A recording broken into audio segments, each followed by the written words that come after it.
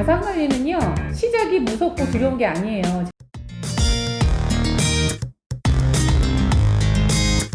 안녕하세요, 한프로입니다. 여러분들에게 자산관리를 하라고 말씀을 드렸더니 많은 분들의 피드백이 이렇게 돌아왔어요. 두렵다는 의견이 굉장히 많았는데, 자산관리는요, 시작이 무섭고 두려운 게 아니에요. 제가 여러분들에게 여기 나와 있는 이 촛불처럼 아예 내 몸을 다 태워 없애라는 게 아니잖아요. 제가 바라는 건 바로 이겁니다. 내 몸을 다 태워 없애는 것이 아니고, 나도 빛을 낼 수 있는 능력이 있다는 것을 발견하는 것이 먼저다, 동기부여가 먼저다 라는 거죠. 제가 좋아하는 내용이 있는데, 이건 해밀 조미아 씨라가 쓴 시거든요. 시작을 두려워하는 연필에게 지우개가 말을 했대요. 걱정 마 친구야, 내가 있잖아. 내가 너의 곁에서 지우개가 되어서 내 몸이 작아질 때까지 지우고 또 지우며 내가 다시 시작하도록 도와줄게. 우리 인생 옆에는 다 지우개의 역할을 하시는 분들이 계십니다. 나를 사랑하는 내 부모님, 은사님,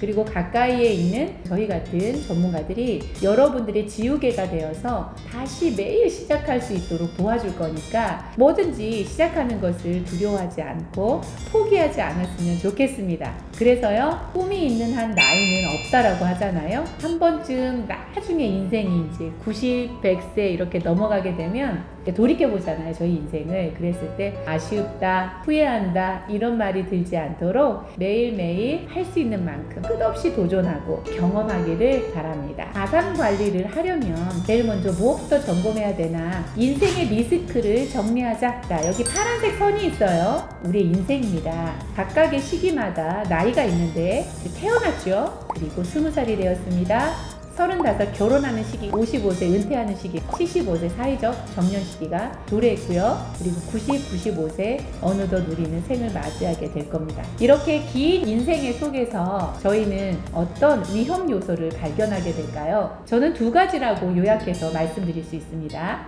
첫 번째 위험 요소, 즉 리스크는 소득의 시기에 예고 없는 소득 단절의 경우를 말할 수 있는데요. 태어나서 20살이 될 때까지는 부모의 보호 아래 있기 때문에 돈을 벌지 않아도 되잖아요. 그런데 이제 20살이 지나서 부모로부터 경제적 독립을 하게 됩니다. 사회인으로서 살아가게 되는데, 그때 우리는 소득이라는 것을 창출해내야만 합니다. 소득이 없이는 못 사니까요. 소득에 대해서는 우리가 계획을 세우고 매달 또는 매년을 소득을 받게 되는데, 예고 없이 단절되는 경우가 리스크가 된다. 예를 들어볼까요? 갑작스럽게 실직을 당한다.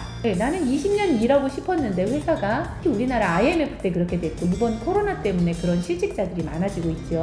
갑작스런 실직이 리스크일 수 있습니다. 그리고 크게 아픈 경우 리스크입니다. 작게 아파서 2, 3일 정도 입원하는 것이 아닌 한 달, 두 달 또는 6개월, 1년 이상의 장기적 요양을 필요로 하는 굉장히 크게 아픈 경우, 크게 다친 경우를 의미합니다. 그리고 사망, 또 남에게 배상을 해줘야 되는 경우, 이럴 때에도 소득이 단절될 수가 있겠죠.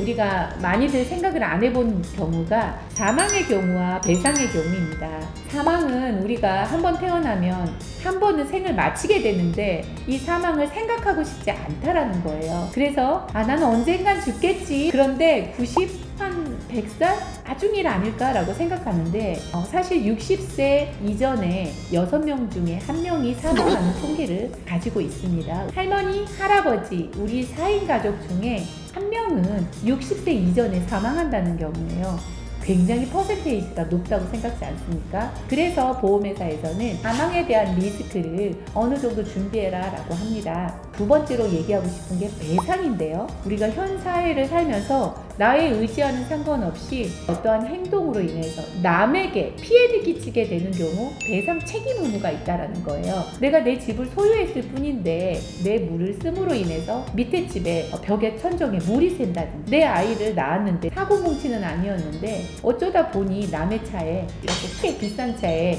자전거로 긁고 지나갔다라든지, 이런 부분은 배상을 해줘야 되는 책임적 요소를 의미합니다. 예고 없이 찾아오는 내 소득을 다 배상을 해줘야 되기 때문에 배상의 금액은 상당히 크거든요.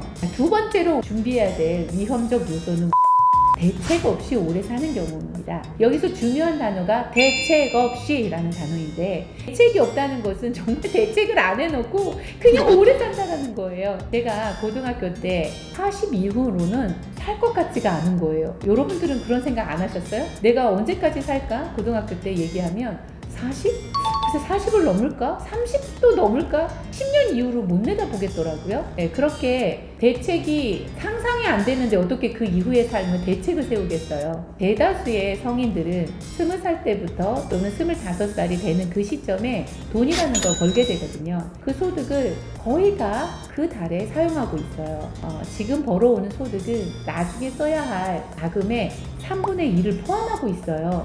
즉 300만 원을 버신다라고 하면 100만 원은 나중에 쓸 돈에 대해서 대비해서 따로 떼어놔야 되는 건데, 우리는 그렇게 생활하고 있지 않다는 거죠. 그렇게 해서 나이가 들고 35세 결혼을 하게 된다. 35세가 되는 결혼하는 시점까지 사실 모아놓은 게 결혼자금 얼마 안 되는 금액이었다는 거죠.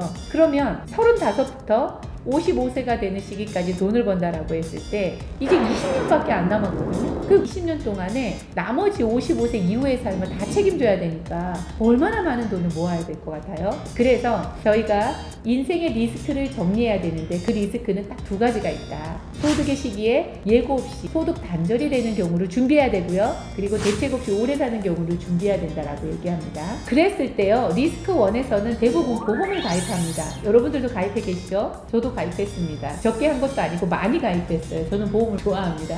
두 번째에 대한 리스크는 은퇴 자산을 크게 굴리는 것이죠. 여러분들도 은퇴 자산에 일부라도 들어가고 있을 겁니다. 10만 원이라도 넣고 있고, 국민연금도 넣고 있고, 그리고 주택을 마련하려고 하는 의지도 나중에 내가 은퇴했을 때 집이라도 뜯어먹고 살겠다 라는 생각으로 넣고 있을 겁니다. 그렇죠?